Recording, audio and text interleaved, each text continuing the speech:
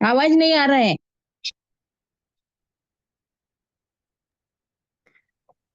नमो अरिहन्ताणं नमो सिद्धाय नमो वायुं, नमो पंचताण नमो लोळे सवसा नत्वा जिनेन्द्रं गतसर्वदोषं हितदर्शकं च जैन सिद्धांत प्रवेशिके स्वतः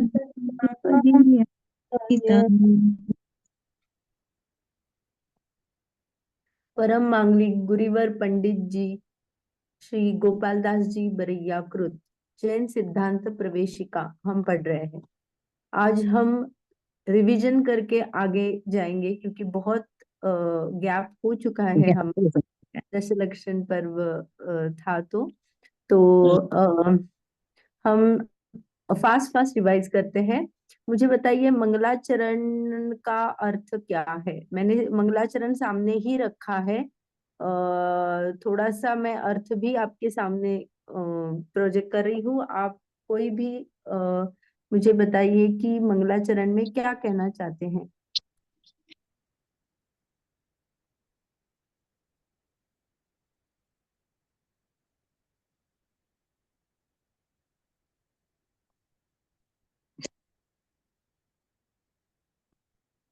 बोलिए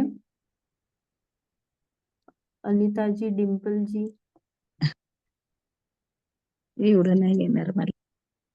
दीदी मैं 2-3 दिन बाद बोलूंगी, ओके अभी सिर्फ सुनना है। ओके ठीक है।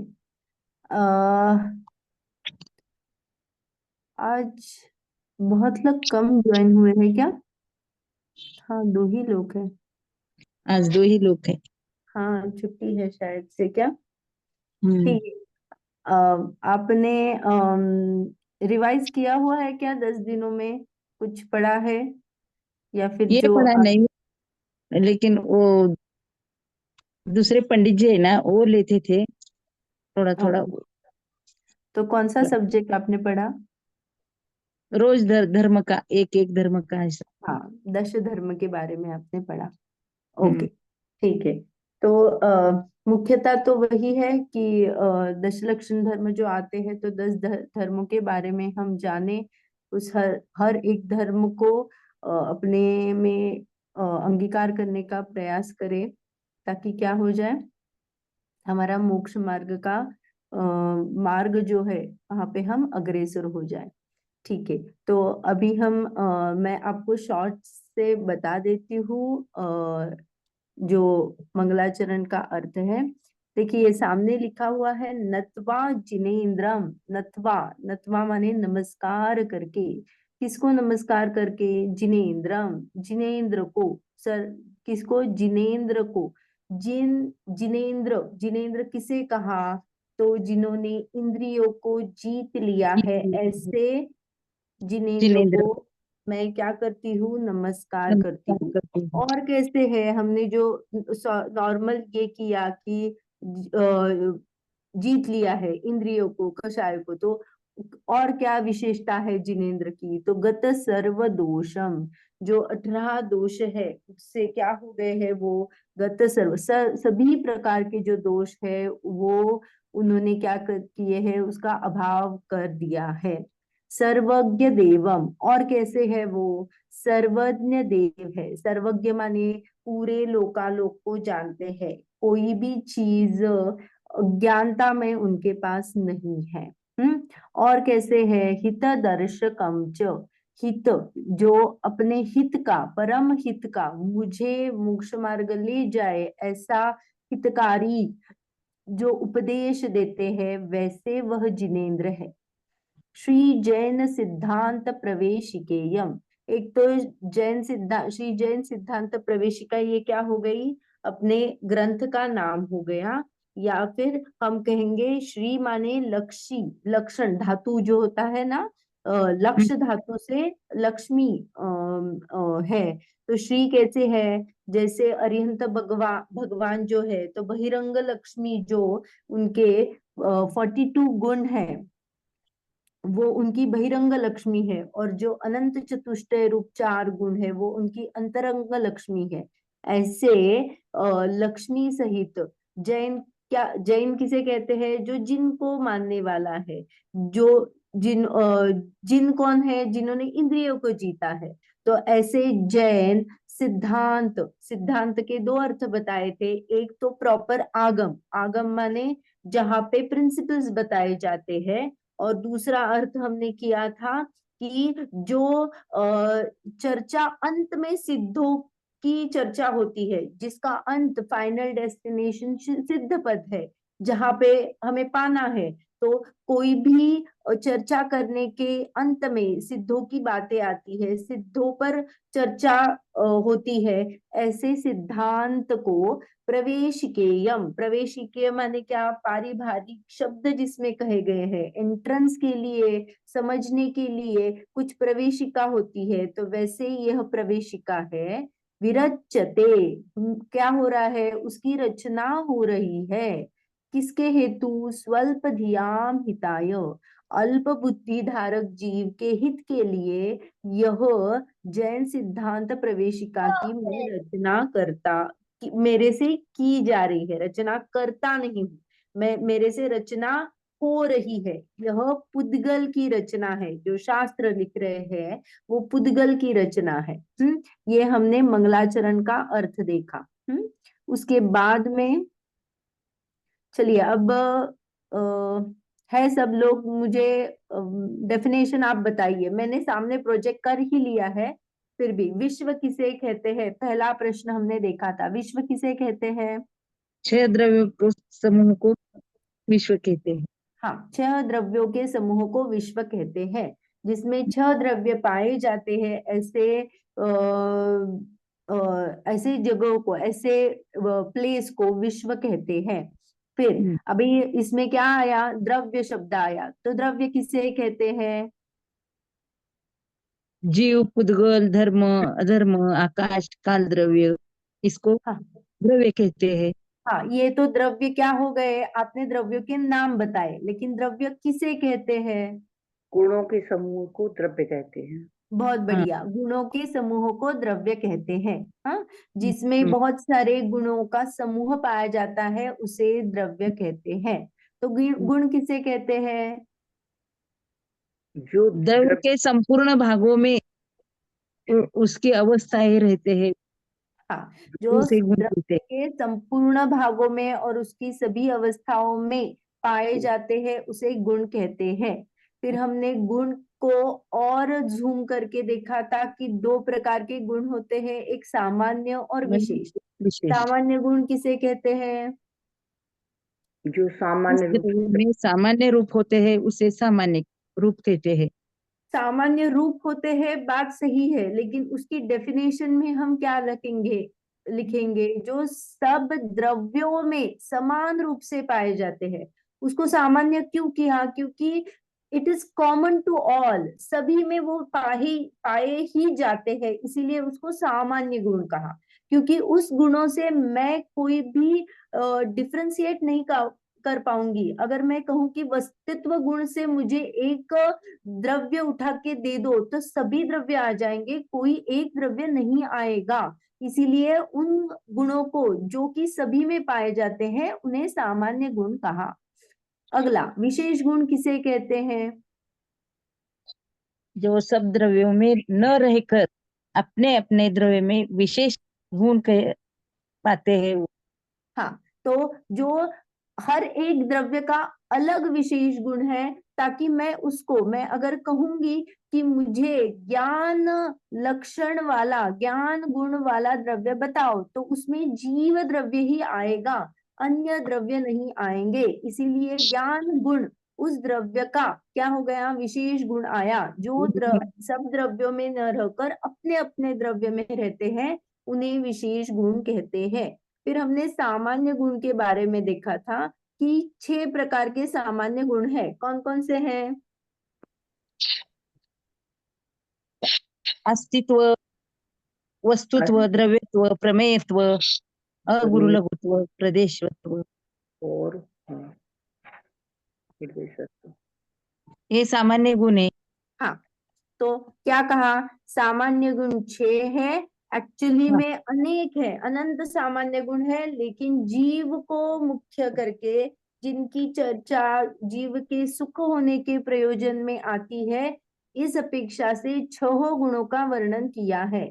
अस्तित्व गुण, वस्तुत्व गुण, द्रव्यत्व गुण, प्रमेयत्व गुण, अगुरु लघुत्व गुण और प्रदेशत्व गुण। अस्तित्व गुण किसे कहते हैं?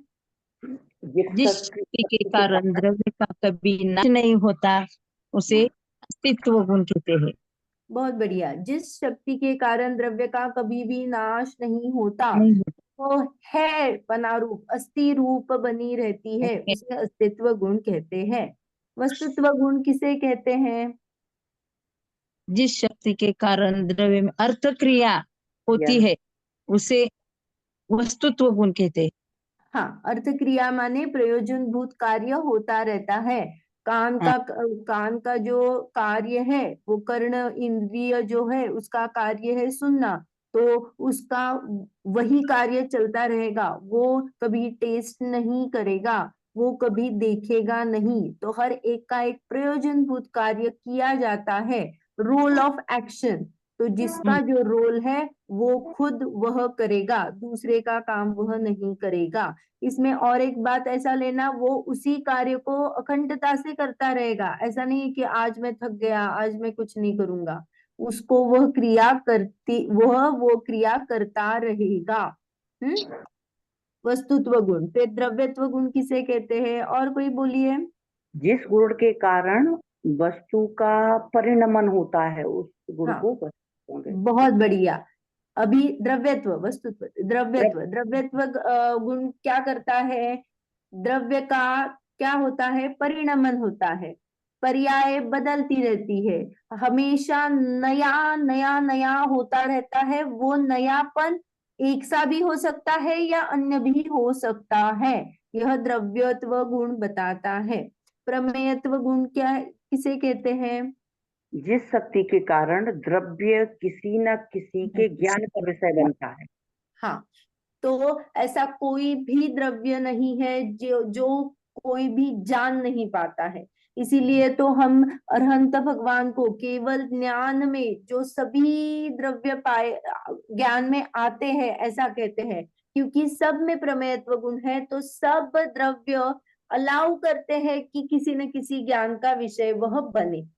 इसीलिए प्रमेयत्व गुण सभी द्रव्यों में पाया जाता है, इसीलिए केवल ज्ञान में वो झलकने में कोई बाधा नहीं है। अगुरु लघुत्व किसे कहते हैं? उसमें 3 पॉइंट्स है।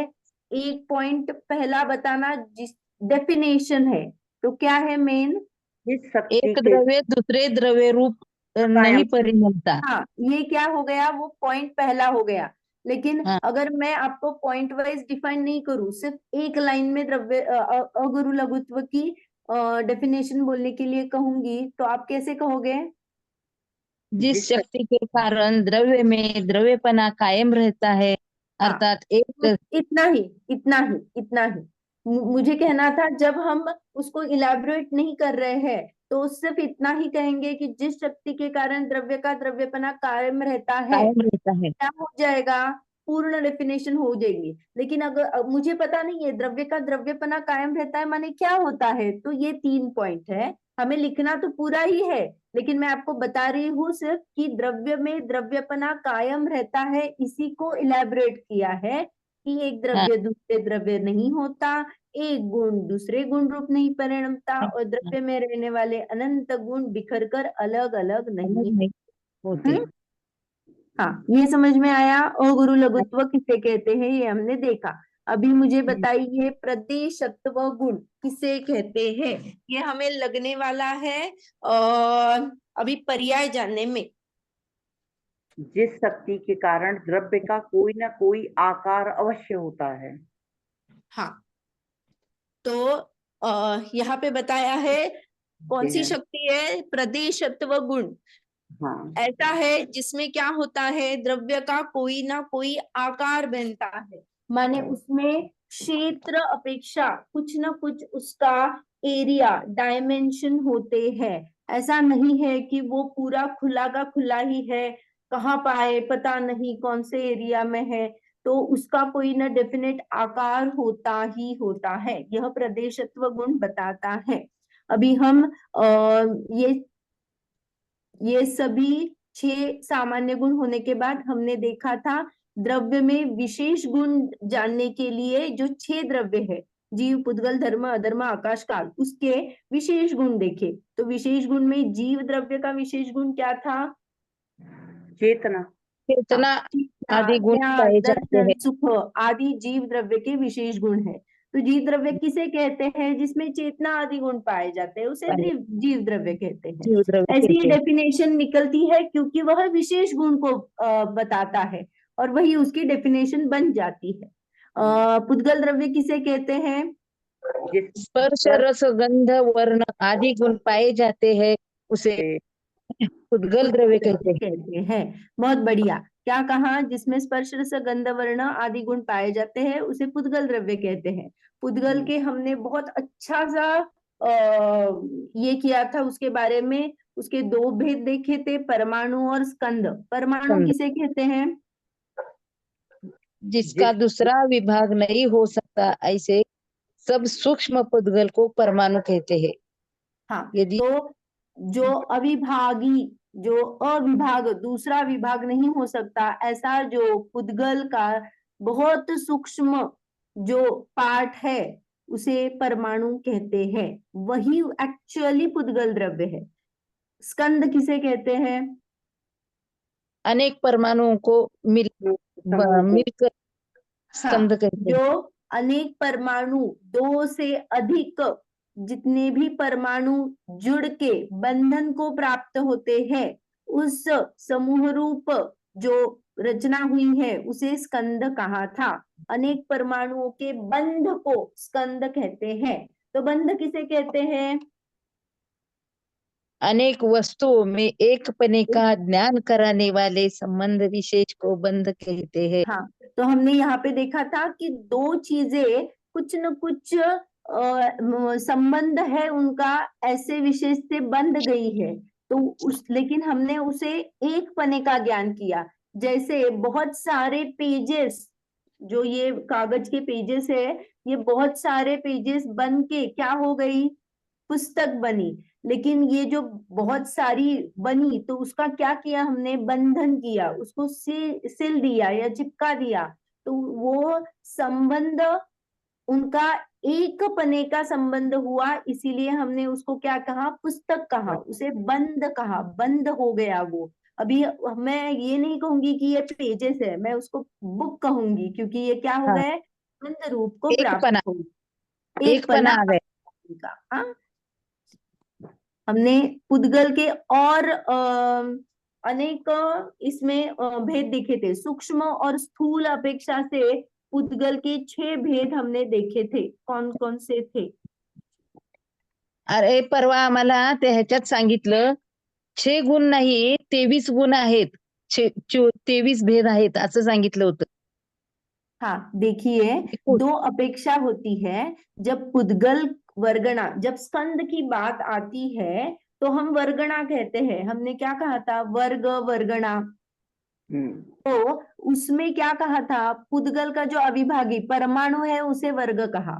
फिर समान, उसके समान अविभाग प्रतिच्छेद जो रहते हैं, पर्याय के, शक्ति के अंश, उनको इकट्ठा किया तो जो समान समान है उनको एक ग्रुप में किया तो उसे वर्गणा कहा। तो ऐसी वर्गणाएं 23 होती है।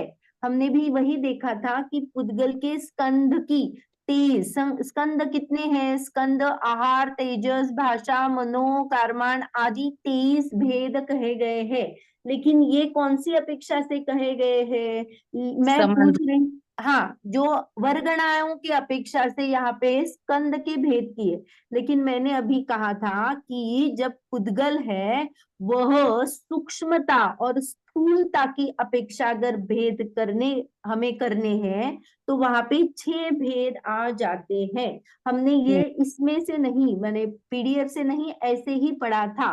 और जैन तत्व परिचय में भी ये आया था।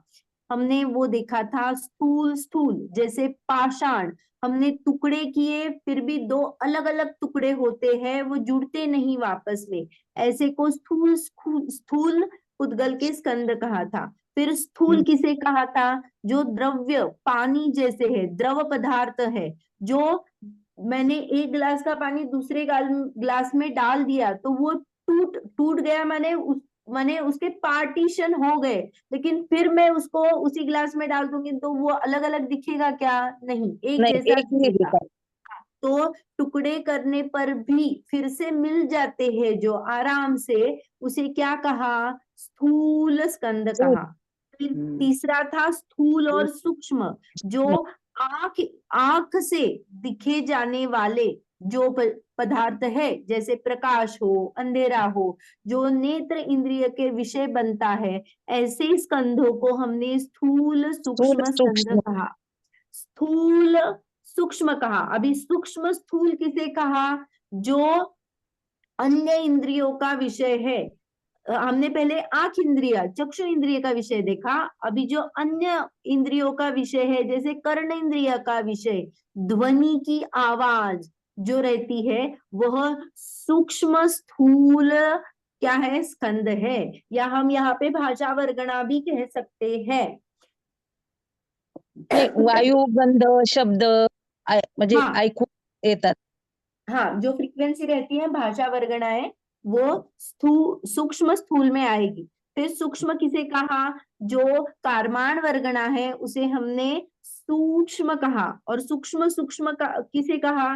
जो कि दो अणु का स्कंद बना, 3 अणु का स्कंद बना, ऐसे छोटे बहुत सूक्ष्म सूक्ष्म स्कंदों को ये सूक्ष्म सूक्ष्म स्कंद में लाए गए हैं। वो हमारे इंद्रियों का विषय नहीं है। रादर कारमान वर्गणा और भाषा वर्गणा हमारे इंद्रियों का विषय नहीं बनती है, हमें नहीं दिखती है। हाँ, तो ये हमने स्थूलता और सूक्ष्मता से किए गए उद्गल के भेद थे।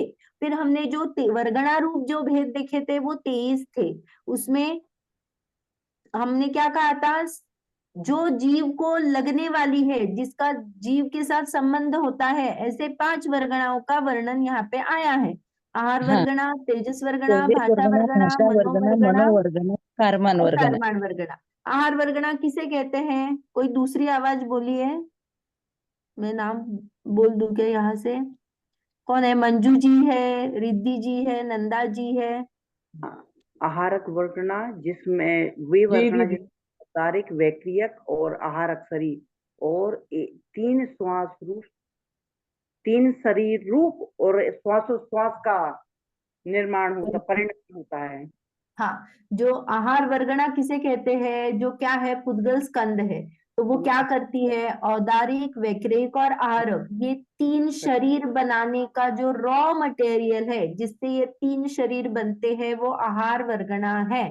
इसे 9 कर्म भी कहते हैं। श्वासोच्छ्वास भी यह आहार वर्गणा का ही कार्य होता है। तो ये 3 शरीर कौन कौन से थे? औदारिक, वैक्रिक, आहार। औदारिक शरीर किसे कहते हैं? मनुष्य और तिर्यंच के स्थूल शरीर को औदारिक शरीर कहते हैं. बहुत बढ़िया। मनुष्य और तिर्यंच के स्थूल शरीर को क्या कहा था? औदारिक शरीर कहा था। वैक्रिक शरीर किसे कहते हैं? कोई दूसरी आवाज? देव और नारकी के शरीर को वैक्रियक शरीर कहते हैं। हाँ, तो आप इतना कहोगे और थोड़ा सा स्पेसिफिक उसमें और डालोगे तो क्या कहेंगे? देव सप्त और धातु से रहित। सप्त धातु से रहित रहता है, और उनमें विक्रिया, विचित्र क्रियाएं होती है, छोटा बड़ा पृथक अपृथक विक्रियों से सहित जो शरीर रहता है उसे वैक्रिक शरीर कहते हैं। हमने देखा था देव और नारकियों का पृथक अपृथक विक्रिया, माने क्लोन्स बनाना, या फिर मैं मल्टीपल हो जाऊंगी, ऐसा देवों के प्रवृत्ति रहती है। और नारकियों के पास क्या रहता है? मैं मेरे शरीर को ही अलग अलग आकार प्रकार का बना सकती हूँ, जैसे मेरे हाथ को ही मैंने तलवार बना दिया, तो ऐसी भी उनके शरीर की रचनाएं हो सकती है। ऐसी वैक्रिक शरीर में ताकत होती है। वैक्रिय शरीर हो गया। आहारक शरीर किसे कहते हैं? छठवें गुण स्थान वर्ती मुनिराजों के जिनालय आदि की वंदना करने हेतु समाधान के उद्देश्य रूप से शरीर से निकलने वाला सप्त धातु पुरुषाकार जो पुतला निकलता है हाँ, से सप्त आहारक धातु रहित है। हाँ हम्म हाँ, तो ये आहारक शरीर भी हमारे इंद्रियों का विषय नहीं बनता है, क्योंकि वह सूक्ष्म आ गया। आपने ऊपर देखा क्या, औदारिक शरीर में स्थूल शरीर स्पेसिफिकली लिखा था जो हमारे इंद्रियों का विषय बन सकता है। वैक्रियक शरीर जो है वो भी उससे, औदारिक से बहुत सूक्ष्म है, और आहारक शरीर उससे सूक्ष्म है। तो आहारक शरीर तो हमारी इंद्रियों का विषय बनता ही नहीं है। तो छठे गुणस्थानवर्ती जो मुनिराज है वो जिनालय की वंदना करने या कोई तत्वों संबंधी कोई शंका आ जाए तो उनके निराकरण हेतु केवली श्रुत केवली के पास में जो जाते हैं तो क्या होता है, तो एक मस्तक से एक हाथ का स्वच्छ सफेद सप्तधातु रहित पुरुषाकार पुतला निकलता है, उसे आहारक शरीर कहा था। हाँ, तो ये तीन शरीर कौन से वर्गणा से बने हुए हैं? आहारक आहार वर्गणा से बने हुए हैं। फिर चौथा जो है शरीर जो है तेजस शरीर, तो तेजस शरीर तेजस वर्गणा से बना है। तो यहाँ पे तेजस वर्गणा को यही कहा है, जो पुद्गल स्कंद तेजस शरीर रूप परिणमित होता है उसे तेजस वर्गणा कहा। और यहाँ पे तेजस शरीर की जो डेफिनेशन आती है वो यही है कि जो औदारिक और वैक्रियक शरीर को कांति देने का काम करता है वह तेजस शरीर है। फिर हमने भाषा वर्गणा देखी थी। भाषा वर्गणा किसे कहते हैं? शब्द रूप परिनिमित होते हैं पुद्गल स्कंद जो से। पुद्गल स्कंद शब्द रूप परिणमित होते हैं उसे भाषा वर्गणा कहते हैं। मनोवर्गणा किसे कहते हैं? ये पुद्गल स्कंद से द्रव्य रूप मन रूप परिनिमित होता है। हाँ, जो मन अष्टकमल वाला जो हमारे हृदय स्थान पे 8 पंखुड़ी का जो मन होता है, द्रव्य मन होता है, वो भी क्या है, सूक्ष्म है बहुत, इंद्रियों से हमें दिख नहीं सकता। तो यह जो है वो किस वर्गणा से बना है, तो मनोवर्गणा से वह बना होता है। कारमान वर्गणा जो हमारे कर्म रूप परिणमित होता है, हमारा जो बैंक बैलेंस है वो क्या है, कारमान वर्गणा से बना हुआ है। जो हमारे ज्ञानावरण आदि कर्म हम बांधते हैं वो इस कारमान वर्गणा से बने हुए हैं। तो वह कारमान हाँ, अष्टकर्मों का जो समूह है वो क्या है, कारमान शरीर है। उसका रॉ मटेरियल क्या है, कारमान वर्गणा है, क्योंकि कारमान वर्गणा कारमान शरीर रूप परिणमित होता है और हम कर्म बांधते हैं तो उसमें वो स्टोर होता है। तेजस और कारमान शरीर सभी संसारी जीवों को पाए जाते हैं, ये हमने देखा था। फिर हमने ये भी देखा था कि एक जीव को एक साथ कितने शरीर होते हैं, तो मिनिमम 2 थे। कब? 2 शरीर विग्रह गति में, विग्रह हाँ, गति में। बहुत बढ़िया। मोड वाली विग्रह गति में 2 मिनिमम शरीर 2 शरीर ही रहते हैं, तेजस और कारमान शरीर। और अन्य जगह पे जब हम नॉर्मली पर्याप्त होने माने अभी हमारे अगर कहेंगे तो कितने शरीर है, तो 3 शरीर है, औदारिक, तेजस और कारमान। पर अगर मैं वृद्धिधारी मुनिराज रहूंगी तो क्या हो जाएगा, मुझे भी हो गया 4 शरीर। हाँ, विक्रिया रिद्धि से भी मेरा शरीर बन जाएगा, तो वो भी कंसीडर हो सकता है चौथा शरीर। या फिर मुनिराज को आहारक शरीर भी हो सकता है। तो ये 4 शरीर मैक्सिमम होते हैं। फिर हमने धर्म द्रव्य देखा था। धर्म द्रव्य किसे कहते हैं, इसकी डेफिनेशन बहुत अच्छे से करना। धर्म द्रव्य किसे कहते हैं?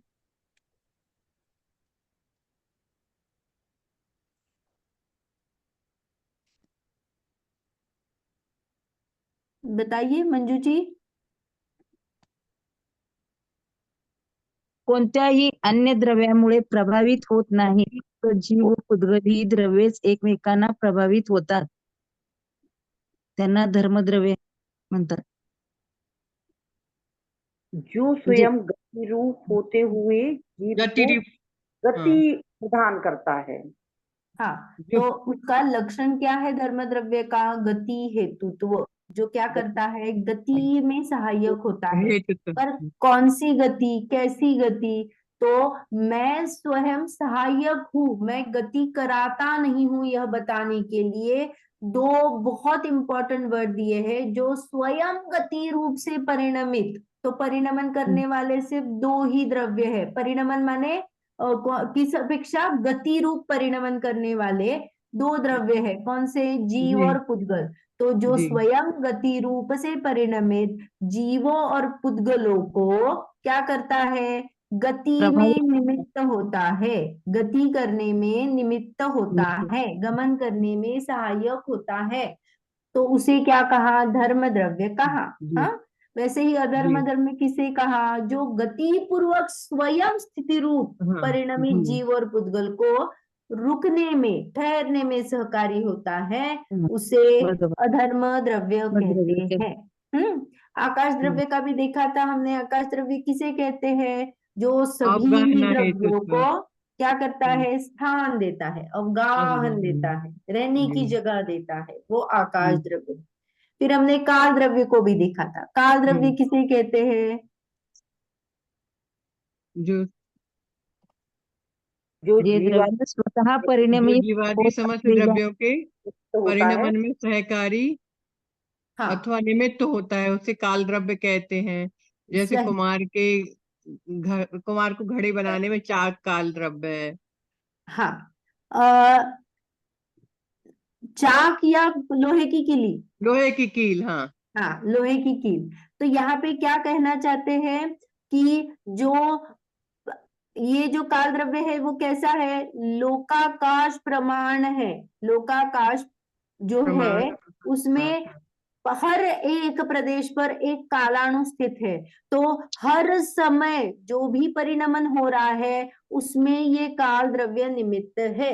फॉर एग्जाम्पल, अभी 3 बजे क्लास चालू हुई तो काल द्रव्य क्या हो गया? घूम रहा है, परिणमन हो रहा है, प्रत्येक समय पर परिणमन हो रहा है।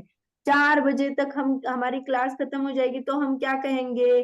तो 3 से 4 क्लास हुई। तो हमने जो ये परिणमन गिना, तो ये जो गिना वो क्या हुआ? व्यवहार काल हुआ, जो कि काल द्रव्य का पल, घड़ी, दिन, माह आदि वर्ष पर्यायों को हमने गिना, उसे व्यवहार काल कहा। लेकिन जो काल द्रव्य का परिणमन होता है उसे निश्चय काल द्रव्य कहा, क्योंकि निश्चय की बात उसी द्रव्य में लागू होती है, अन्य द्रव्यों में नहीं होती। एक द्रव्य का जो भी कार्य होता है वो निश्चय होता है, और दो द्रव्यों को मिला के जो कथन होता है वो व्यवहार का कथन होता है।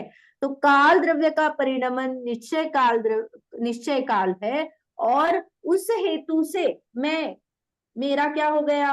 वो काल द्रव्य तो खुद से परिणमन हो रहा है, लेकिन मेरा जो परिणमन हो रहा है और मैंने उस काल द्रव्य की हेल्प से मैंने नापा कितने टाइम हुआ, तो मैं ये क्या हो गया? व्यवहार काल हो गया। ये समझ में आया आपको? म्हणजे लोकाकाशाच्या प्रत्येक प्रदेशावर कालाचे हाँ, अनुस्थित राहतात. एक ये रहता है। हाँ, फिर हमने त्याला निश्चय काल. ये भी देखा था, उत्पाद व द्रव्य। उत्पाद किसे कहा? द्रव्य में जो नवीन पर्याय की प्राप्ति होती है वह उत्पाद है। व्यय किसे कहा? द्रव्य में जो पूर्व पर्याय का त्याग हुआ या पूर्व पर्याय चली गई उसका क्या हो गया? व्यय हो गया। और द्रव्य किसे कहते हैं? प्रत्यभिज्ञान की कारणीभूत द्रव्य की किसी अवस्था की नित्यता को द्रव्य कहते हैं। यह भी द्रव्यपना कायम है। मैंने प्रत्यभिज्ञान पिछली बार बताया था, जो कि जोड़ ज्ञान रहता है। वैसा था, अभी वैसा हूं, दोनों में कंपेयर किया और फिर मैंने कहा अरे ये वैसा था। द्रव्य की नित्यता, द्रव्य की अवस्था जो नित्य रूप से वहां पे दिखी उसे द्रव्य कहते हैं। ये समझ में आया है? फिर हमने द्रव्यों के विशेष गुण में जीव के विशेष गुण देखे थे। जीव द्रव्य में चेतना, सम्यक, अरे नहीं, ये तो हमारा ये होना है शायद से, हाँ नहीं, ये होना है, ये वाला आकाश, होना है। लोक हमने एक आलोक, बेसिक वाला लिया था जो आकाश द्रव्य का उगान हेतुत्व है, काल द्रव्य का परिणमन हेतुत्व है, धर्म द्रव्य का गति हेतुत्व है, अधर्म द्रव्य का स्थिति हेतुत्व है, स्थिति पुद्गल का हेतुत्व, हाँ स्पर्श रस गंध वर्ण क्रियावती शक्ति, हाँ जीव का। लेकिन मुझे जीव का ये जो चेतना, सम्यक्त्व, चारित्र, गुण, ये मुझे आपको बताना है, जो अनुजीवी और प्रतिजीवी गुण के बारे जब होंगे ना तब ये मैं क्लियर करूंगी। फिर हमने लोक और अलोक का भी देखा था। जो आकाश द्रव्य कितना बड़ा है, तो एक अखंड आकाश द्रव्य है, सर्वव्यापी है। ऐसा कोई भी चीज नहीं है जहाँ पे आकाश द्रव्य नहीं है, पूरा सर्व चीजों को वो क्या करता सर्वव्यापी है, आकाश। व्यापता है।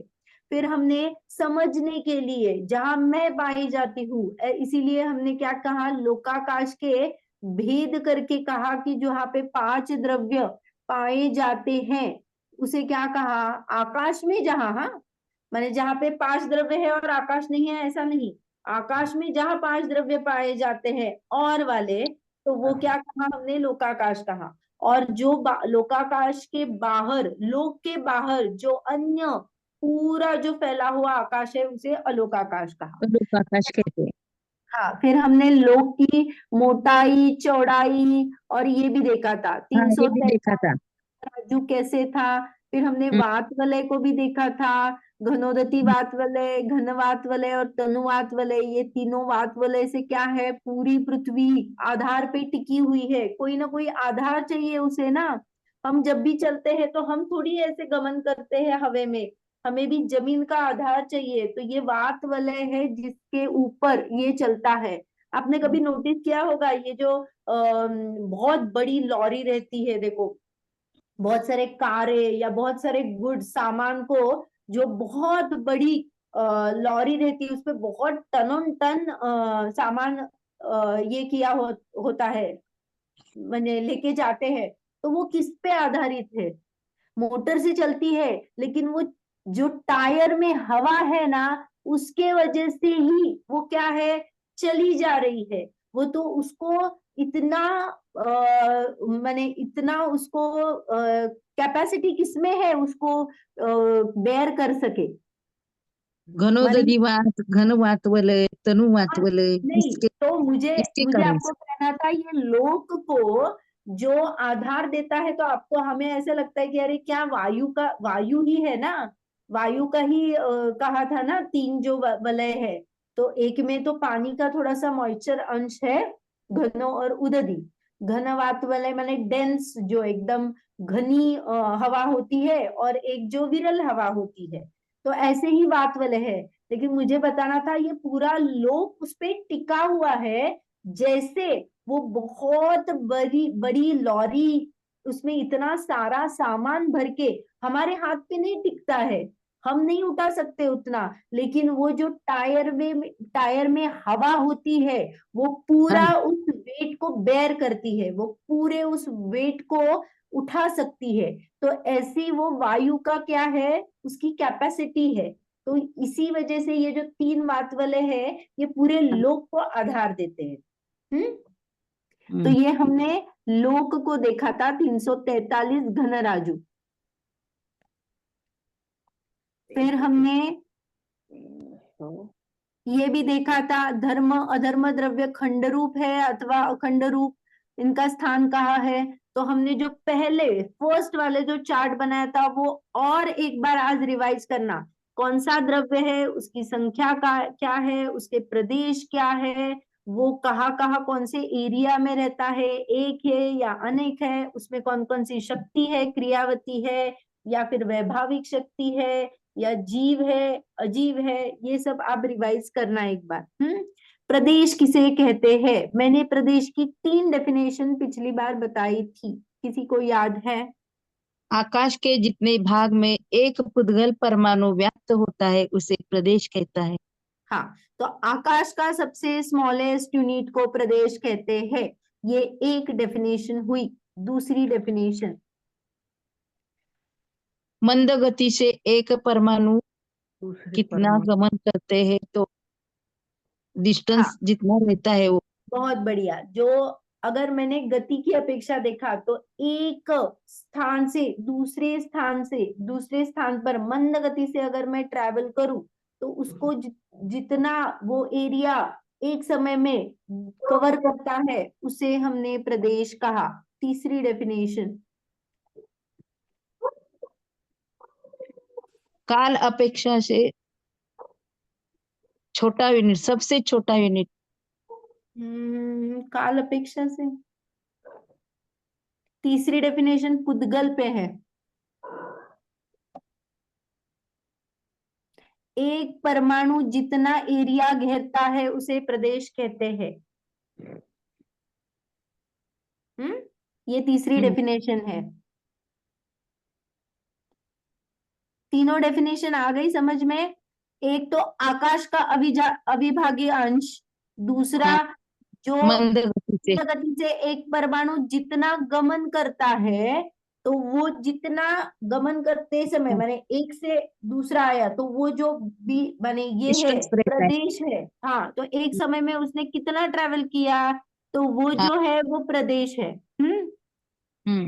और हम उसी समय माने ये जो मंद गति का है ना वो दोनों जगह पे लगा सकते हैं। हाँ, समय की डेफिनेशन में भी मैं यही कहूंगी कि मंद गति से जब एक परमाणु एक प्रदेश से दूसरे प्रदेश में जब जाएगा तो कितना हाँ। समय लगेगा, तो एक समय लगेगा। और मैं हम्म। अगर प्रदेश की डेफिनेशन करती हूँ तो मैं क्या कहूंगी, मंद गति से अगर एक परमाणु एक समय में कितना डिस्टेंस कवर करता है, जितना एरिया वो जाता है वो एक प्रदेश है।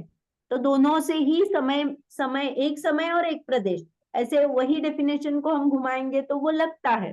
और तीसरी डेफिनेशन बोली थी, जो एक परमाणु जितना एरिया घेरता है उसका जो एरिया है वो क्या है, प्रदेश है। फिर हमने काल द्रव्य कितने हैं कहा है ये देखा था। ये तो हमने जो चार्ट बनाया था उसी से ही हो गया। पुद्गल द्रव्य कितने हैं, कहाँ स्थान है, जीव कितने हैं, कहाँ है, ये हमने पूरा कर दिया है। प्रत्येक जीव कितना बड़ा है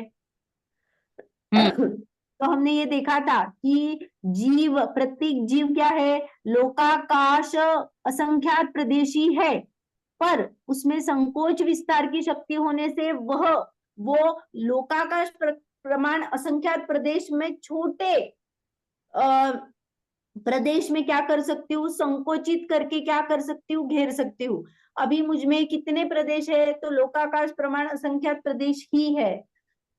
चीटी में कितने हैं, लोकाकाश असंख्यात प्रदेश ही है, लेकिन उसने अलग असंख्यात प्रदेशों को घेरा है, जो कि बहुत कम असंख्यात प्रदेशों को घेरा है।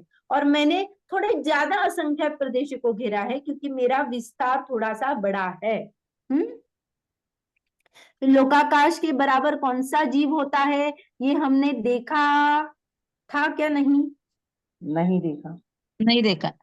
ओके, लोकाकाश के बराबर कौन सा जीव होता है, तो मोक्ष जाने से पहले जब केवली समुद्गात होता है तब जो जीव पूरा क्या करता है, लोकाकाश बराबर अपने प्रदेशों की संख्या करता है, तो वो एग्जैक्ट जितने हमने कहा था कि लोकाकाश प्रमाण असंख्यात प्रदेश है, तो हर एक प्रदेश पे जैसे कालाणु है या कालाणु नहीं, धर्म द्रव्य सोचो, क्योंकि काल द्रव्य अलग अलग है ना, तो धर्म द्रव्य अधर्म द्रव्य फिर जीव, वो पूरे जैसे धर्म अधर्म द्रव्य है वैसा जीव फैलता है पूरे लोकाकाश में, इतना बड़ा हो जाता है विस्तार में, उससे बाहर जा ही नहीं सकता, क्योंकि वहां पे क्या है, जा ही नहीं सकता है ना। क्यों नहीं जा सकता है? क्योंकि हमने लोक की डेफिनेशन वैसी की थी कि जिसमें 5 द्रव्य, आकाश में जो 5 द्रव्य पाए जाते हैं, तो जीव उसके बाहर नहीं जाता। तो ये क्या हो गया, केवली समुद्घात। केवली समुद्घात का हम थोड़ा सा और देखने वाले हैं। फिर हमने ये अस्थिकाय भी देखा था अस्थिकाय किसे कहते हैं? बहुप्रदेशी द्रव्य को अस्थिकाय कहते हैं। इसलिए हमने क्या कहा था, उद्गल का जो परमाणु है और कालाणु है ये एक प्रदेशी होने से क्या है, अस्थिकाय नहीं है। पर हमने फिर भी पुद्गल को अस्थिकाय कहा था। क्यों कहा था? क्योंकि उसमें स्कंद रूप होने की शक्ति है, तो शक्ति की अपेक्षा से उसे भी अस्थिकाय कहा गया था। चलो अभी हम पर्याय देखते हैं। ये जो पर्याय के है ना, ये देखते हैं। 10 मिनट है तो नया टॉपिक हम उतना करेंगे और फिर आपको मैं ये करूंगी क्या। पिछली बार हमने ये भी देखा था, आकाश पर कितनी सृष्टि है। ये 8 पॉइंट किस किस को याद है, किसने लिखे हैं? क्या है आकाश पर कितनी एक point है? आकाश प्रदेश पर कितनी सृष्टि है? ये नहीं बताया था। ये 2 बार बताया गया है रिवीजन में। आकाश प्रदेश पर कितनी सृष्टि में पहली बार सुनने वाला मन है ना। याद है किसी को? नहीं। धर्म द्रव्य का एक प्रदेश, बहुत अधर्म बढ़िया। द्रव्य का एक प्रदेश, एक कालाणु, एक परमाणु या अनंत परमाणु भी आ सकते हैं। हाँ अनंत सूक्ष्म स्कंद के कुछ प्रदेश, एक स्थूल स्कंद के कुछ प्रदेश, अनंत सूक्ष्म शरीरधारी जीवों के प्रदेश और एक स्थूल शरीरधारी जीवों के और उनके शरीर के कुछ प्रदेश। हाँ, ये 8 पॉइंट होते हैं। बहुत बढ़िया, बहुत बढ़िया। हमने देखा था एक आकाश पे, जैसे लोकाकाश पूरा है ना, उसमें आप कोई भी एक प्रदेश चूज करो तो उसपे कितने, एक ही उस प्रदेश पे क्या क्या हो सकता है। तो क्या हो सकता है, तो आकाश का एक प्रदेश है तो उसमें एक कालाणु तो रहेगा, फिर धर्म द्रव्य का एक प्रदेश रहेगा, अधर्म द्रव्य का एक प्रदेश रहेगा। दीदी थोड़ा धीरे धीरे हम लोग लिख लें। ओके, 8 पॉइंट है। आकाश के एक प्रदेश पर कितनी सृष्टि है, तो धर्म द्रव्य का एक प्रदेश, अधर्म द्रव्य का एक प्रदेश, एक कालाणु। इसमें किसी को दिक्कत नहीं होनी चाहिए, ये तो एकदम क्लियर कट है।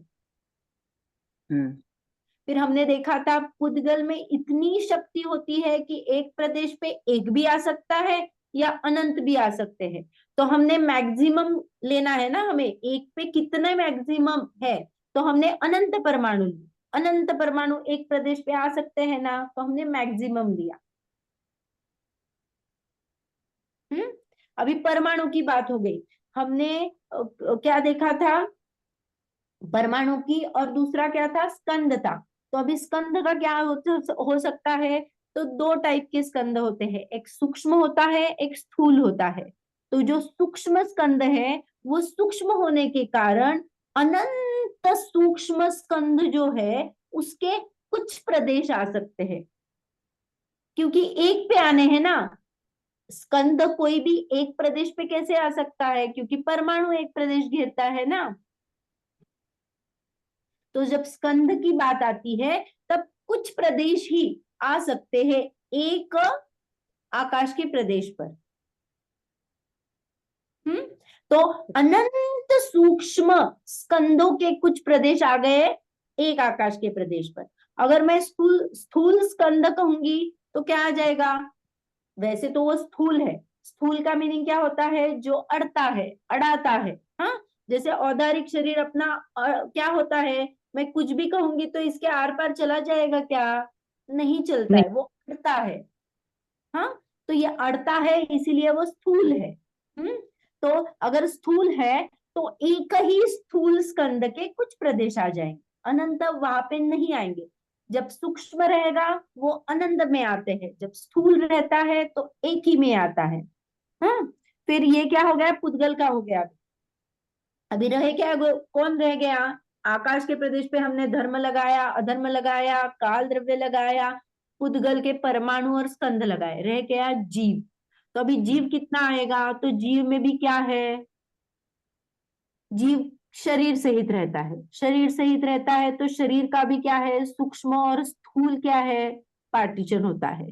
तो अनंत सूक्ष्म शरीरधारी जीवों के और उनके शरीर के कुछ प्रदेश, माने वो शरीर के साथ है तो शरीर को भी गिनाया और जीव के भी गिनाया, लेकिन क्या है, कुछ प्रदेश आ जाएंगे। अनंत सूक्ष्म शरीरधारी जीवों के और उनके शरीर के कुछ प्रदेश, और फिर स्थूल अगर कहेंगे तो क्या है आ जाएगा, एक स्थूलधारी जीव के और उसके शरीर के कुछ प्रदेश आ जाएंगे। ये 8 पॉइंट है जो एक आकाश के प्रदेश पर हो सकते हैं, होते ही है। क्योंकि हम कहते हैं जीव ठसाठस भरे हुए है ना, तो कोई भी एक ले लो, वहां पे ये होता ही है।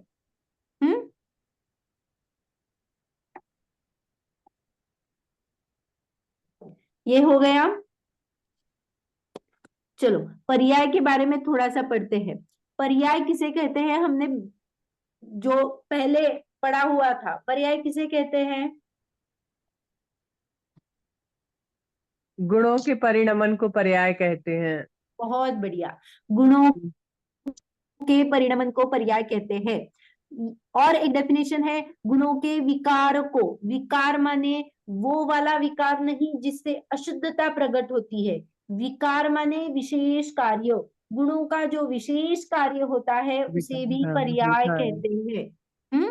दोनों ही जी। डेफिनेशन सही है। तो दीदी ये क्या, विकार क्यों लगाते हैं? सॉरी, विकार क्यों लगाया? यहाँ पे ना विकार का अर्थ विशेष कार्य है। अच्छा।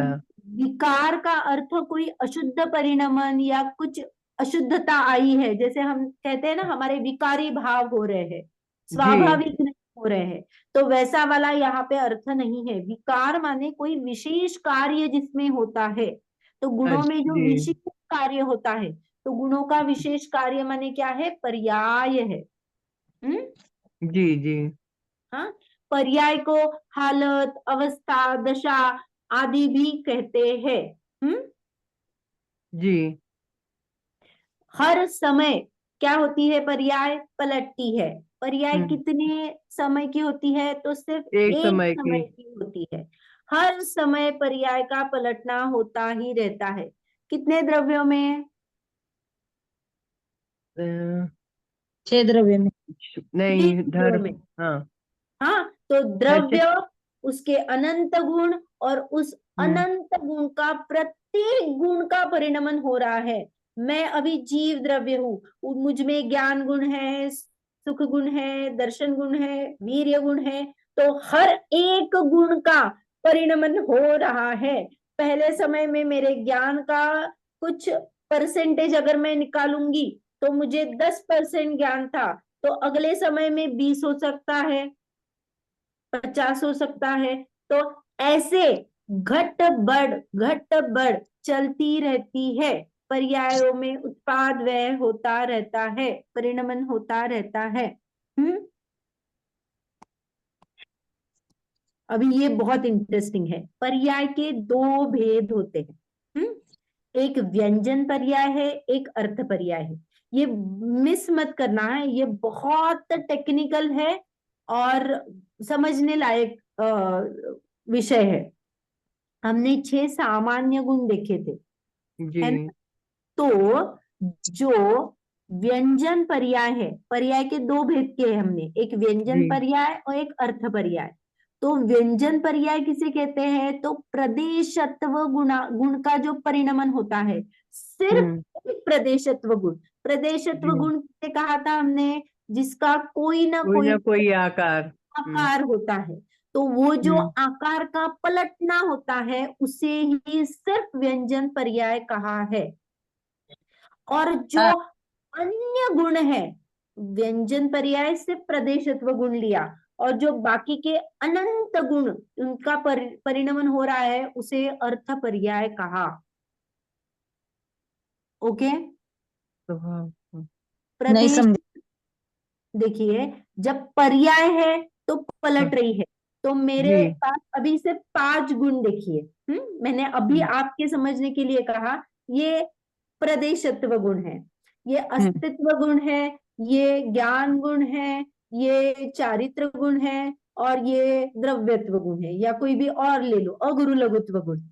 तो ये सभी का हर समय पलटना हो रहा है पर्याय जी का। तो जी मैंने कहा कि ये जो प्रदेशत्व गुण का है ना, उसको मैंने सिनोनिम्स के लिए, मैंने दूसरा नाम रखने के लिए उस पर्याय को कहा व्यंजन पर्याय। और इन सबको ज्वाइन करके मैंने इन सबको कहा अर्थ पर्याय। अच्छा हम्म हाँ जी तो सिर्फ आकार का जो कार्य है, क्षेत्र हाँ जो होता है, हमने क्षेत्र गुण से किया था ना प्रदेशत्व, तो उसको क्या कहा, उसे व्यंजन व्यंजन पर्याय कहा। उसे जी द्रव्य पर्याय भी कहते हैं। किस अपेक्षा से द्रव्य पर्याय कहा? क्योंकि जितने द्रव्य है उतना ही उसका आकार रहता है। हमने जब भेदा भेद अपेक्षा एक चार्ट बनाया था, वहां पे भी क्या लिखा था? क्षेत्र क्या लिखा था? समान है द्रव्य की अपेक्षा से, याद है? जी हमने द्रव्य क्षेत्र काल भाव में क्या किया था? उसके अलग अलग भेद किए थे, लेकिन प्रदेश अपेक्षा से अभेद असंख्यात प्रदेश ही किया था। याद है क्या? जी द्रव्य को कहा था अन्य द्रव्य से पृथकता करने के लिए, गुण को कहा था द्रव्य का वैभव बताने के लिए, पर्याय को कहा था द्रव्य और गुण का परिचय कराती है। जो प्रश्न हमने लिया था उसमें प्रदेश को अभेद कहा था, क्योंकि वह अभेद होता है, द्रव्य पूरा व्यापता है। तो यहाँ पे भी उसे व्यंजन पर्याय को क्षेत्र अपेक्षा से कहते हैं, इसीलिए द्रव्य पर्याय भी कहते हैं। और फिर रहा अर्थ पर्याय जो है, सभी गुणों का परिणमन जो लिया है, उसे गुण पर्याय कहते हैं। तो आप दोनों के नाम लिख सकते हो, व्यंजन पर्याय को द्रव्य पर्याय भी कहते हैं और अर्थ पर्याय को गुण पर्याय भी कहते हैं। जी व्यंजन पर्याय है वो प्रदेशत्व गुण का परिणमन है, अर्थ पर्याय है वो अन्य सभी गुणों का परिणमन है।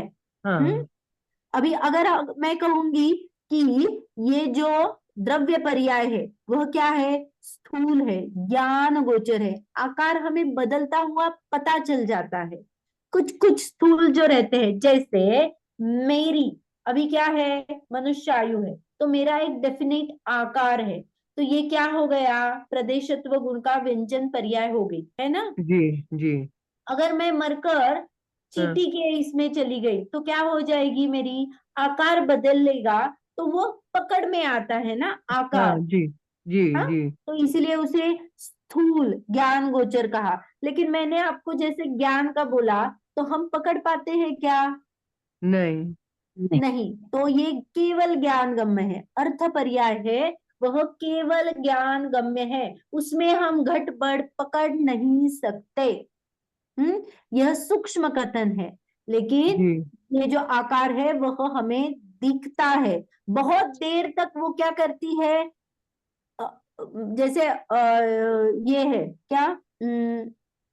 बहुत देर तक वो सेम भी रह सकती है और वेरिएशन भी आ सकती है व्यंजन पर्याय में। लेकिन इसमें कैसा है? ये बहुत रैंडमली चेंज हो सकती है ना। ज्ञान गुण का है हम्म, या फिर चारित्र गुण का है, तो उसमें वेरिएशन हम पकड़ नहीं पाते हैं। लेकिन व्यंजन पर्याय का जो आकार है वो हम पकड़ पाते हैं।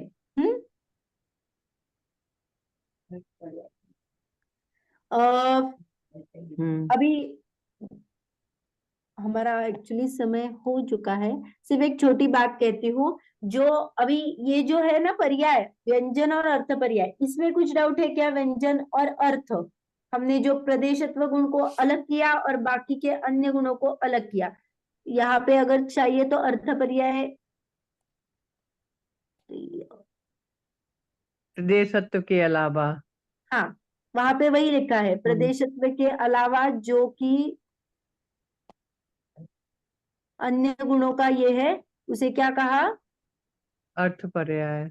अर्थ पर्याय कहा। प्रदेशत्व के हम्म। अलावा अन्य समस्त गुणों का विकार विशेष कार्य परिणमन को अर्थ पर्याय कहते हैं। अभी ये हाँ जो है ना, इसका आप चार्ट बनाना। अभी जी हम जी जी, अभी नहीं हाँ अभी सीरियसली नहीं, पढ़ेंगे, जैसे हाँ। जैसे मैं एक्सप्लेन करती हूँ ना, वैसे हम्म। वैसे उसका चार्ट और नोट्स बनाना, ताकि आप उसके आंसर्स क्लियर कर सको, क्योंकि ये बहुत कंफ्यूजिंग हो जाता है बाद जी में। जी। उसके भी दो भेद आएंगे, स्वभाव हाँ और विभाव। व्यंजन के विभाव। भी विभाव आएंगे, अर्थ के भी विभाव स्वभाव आएंगे, और फिर हम सभी द्रव्यों में लगाएंगे, किस द्रव्य को कौन सी पर्याय हो सकती है, किस द्रव्य को कौन सी पर्याय होती ही नहीं है, मुझे कौन कौन सी होती है, अनंत भगवान को कौन सी हो सकती है, चिट्टी को कौन सी हो सकती है, या फिर ये जो धर्म द्रव्य को कौन सी हो सकती है, ये हम लगाने वाले हैं। तो इसका एक पहले से ही अभी आपको बता देती हूँ कि आप तैयारी रखना, जब भी कुछ बात आती है तो लिख लेना। लिखेंगे तो, और जैसे जैसे डीप अंदर जाएंगे तो आपके पास वो मटेरियल होता है, तो आप उसका अच्छे से प्रेजेंट कर सकते हो चार्ट के इससे। हाँ, जी जी। स्वभाव रहता है वो कर्म निरपेक्ष रहता है, हाँ और जो जी। विभाव रहता है उसमें कर्मों उसका का कर्म अवलंबन होता सापेक्ष, है, हाँ। वो चेंजेबल होता है। स्वभाव कभी भी चेंज नहीं होता, और विभाव को हम अशुद्धता से कहते हैं। यहाँ पे हम्म। विकार नहीं, विभाव कहा है। हम्म जो हमने वैभाविक शक्ति देखी थी ना, वो यहाँ पे आएगी। तो हमने आज पर्याय का थोड़ा सा देखा है, जो कि दो भेद होते हैं। पर्याय के दो भेद कौन से हैं? अर्थ पर्याय व्यंजन और व्यंजन पर्याय और पर्याय अर्थ आणि अर्थ पर्याय। पर्याय। व्यंजन पर्याय क्या है? प्रदेशत्व गुण का उनके, परिणमन। हाँ, अर्थ पर्याय प्रदेशत्व के के अलावा अलावा अन्य बाकी गुण। समस्त गुणों हाँ, के विकार या परिणमन को अर्थ पर्याय अर्थ कहते पर्याय हैं। कहते हैं। उसके हम कल भेद देखने वाले हैं, कोई भी क्लास मत करना, क्योंकि ये दीदी कल मेरी दीदी जा रही है, उनको स्टेशन छोड़ने जाऊंगी मेरे समय, पर मैं करूंगी, प्रॉमिस कर रही, मैं बहुत अच्छे से तैयार करूंगी। हाँ नहीं, आपको आप ना परसों। जब भी शाम शाम को ना, ये पूरा हमारा जी लेक्चर हो जाता है ना, तो शाम तक या रात तक तो मैं ये अपलोड यूट्यूब पे कर देती हूँ। ठीक है, मैं आप यूट्यूब से कर उससे लूंगी, हाँ। आप एक बार ये कर देंगे ना, तो कोई मिस नहीं होता है। वैसे भी इसको रिवीजन ज्यादा चाहिए होती है, तो वो तो हम हाँ करेंगे हाँ लाइव, लेकिन फिर भी ये कंफ्यूजिंग बहुत होता है, इसीलिए मैंने कहा जी मिस जी। मत करना। हाँ हाँ जी दीदी। ठीक है, तो अभी हम यहीं पे रुकते हैं। पहले जिनवाणी स्तुति करेंगे, और फिर किसी को कुछ कहना है तो बता सकते। निज निधि निज में बताई, यह अनंत उपकार है, इसके लिए जिनवाणी माँ को वंदना शत बार है, वंदना शत बार है। काय उत्सर्ग कीजिए।